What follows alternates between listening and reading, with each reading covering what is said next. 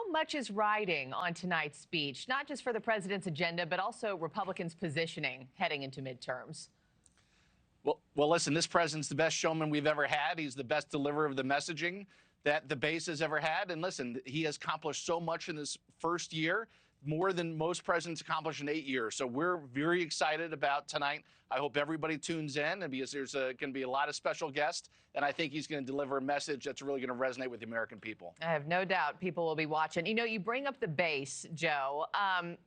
For everybody that does watch tonight, at the end of it, you're going to have the base say, best State of the Union I've ever heard, right? You're going to have his critics who will hate it no matter what he says. He's got to appeal to the middle. What does he need to do, and how does he do that this evening? He just has to spell out exactly what he's already done, and that's go to bat for the average American worker out there. Listen, Americans have been sold out for 5 decades of leaders here in D.C. selling out the American worker. This President Trump, went to bat for the Americans. You know, the average families are experiencing $13,300 in savings from last year alone, 15% increase in their tax returns. I'm a CPA by trade. I talk to my CPA partners. People are very happy. But listen, gas prices are down. Egg prices are down. The Biden inflation that we've experienced over the last 4 years prior to the President Trump, the fact that he's been able to turn that around and get America back on track, I think there's so much to be thankful for. Forget about that. I mean, you could talk about the fact that he's been the president of peace. 8 different conflicts he's helped resolve. The fact that he's shut down the border. But everything goes back to affordability. And listen, we understand that people are still hurting as a result of Biden. But listen, this president's going to bat every single day for the average American. So how does he get people to feel, because a lot of people aren't picking up what he's laying down right now. I mean, you got this Pew Research poll from end of January that says more than half of Americans are concerned about the price of health care, electricity, housing, the cost of food, and just basic needs. So they're not feeling that relief right now. How does he get them on board and on the same page as he is? Well, listen, he feels for everybody, and that's why he's out there every single day. But listen, it's going to take some time, but that's why he's gone to bat, and that's why you have seen egg prices go down. Mortgage rates are the lowest they've been since 2022. Across the board, he is fighting for the average American. And look at the investments that we've seen back in America. That may not be felt by some for decades, but every single day he's going to bat for the American worker. And listen, he has to understand, I think he's going to make the pitch that, yes, you may not feel it today. It's because the Biden inflation was so bad.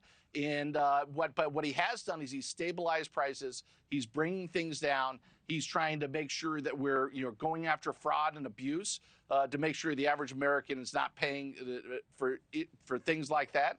And listen, I think that like I said, nobody other than President Trump has the ability to connect with the American people. That's why he's been so successful. That's why the base loves him. And I think his message will resonate with the average American tonight. And let me just ask you one more question before I let you go, because he has a real opportunity tonight to deliver a message of unity and a pitch to the American people as to why they should keep giving Republicans the power. He does have a tendency to finger point and look backwards, right, at the Biden administration and the administration that they handed him.